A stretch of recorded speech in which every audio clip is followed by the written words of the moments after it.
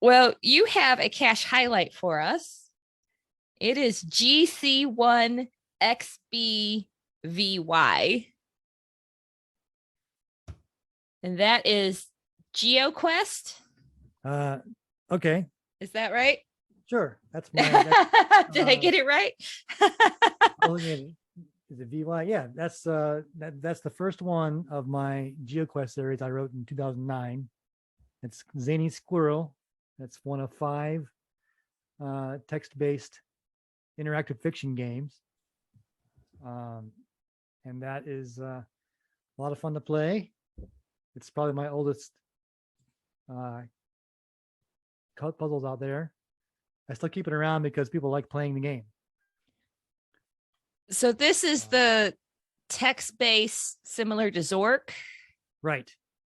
And you start out and just in front of a mailbox in front of a White House, just like Zork. And you will get you have to wait for some mail, and a GPS will arrive in the mail, an online GPS, and you have to figure out in the GPS, you program it to tell it what cache to look for. It will tell you what direction it is, and you try to solve the puzzles. But it's all text-based. And that was fun to write too, interactive fiction. That took a long time. So this text-based game, I'm trying to wrap my head around this. So are you actually in the world following the text-based game in real life, or is it just all text-based and then you come to the end and get the coordinates? Well, you're in a location. You move around like EmeberQuest.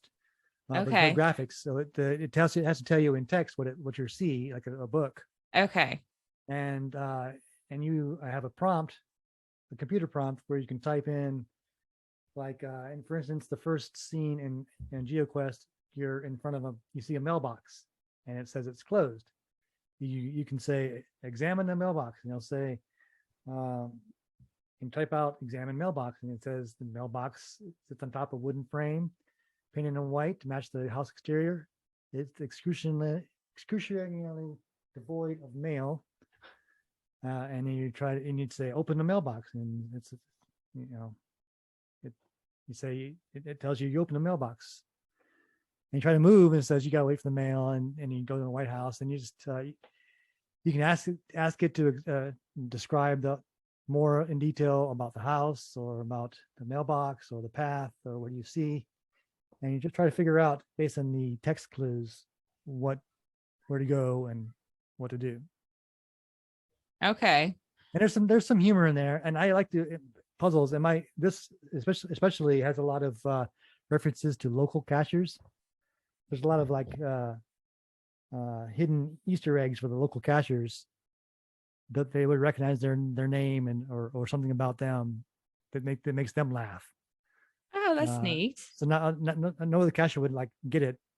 They're like, oh, kind of weird humor, but the actual cacher, if someone knows the cacher, would get it and laugh too. So I like a little personality in the game. Okay.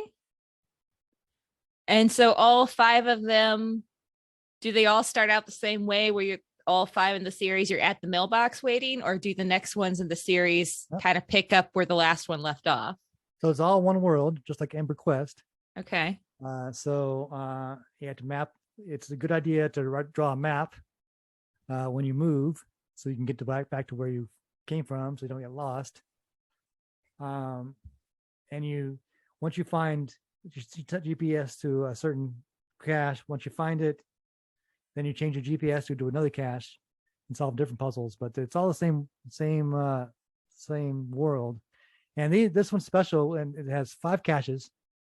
So you find the first 4 in the game.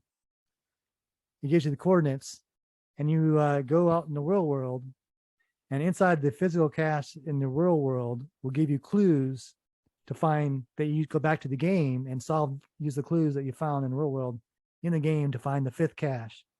And you go out and find the 5th cache. So you need to go out, actually find all the 4 caches. So in order to finish the puzzle for the 5th cache. That's interesting.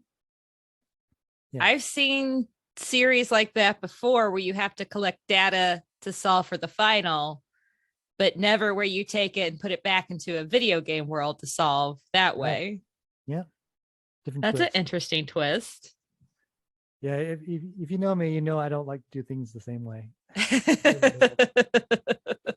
I have my own path.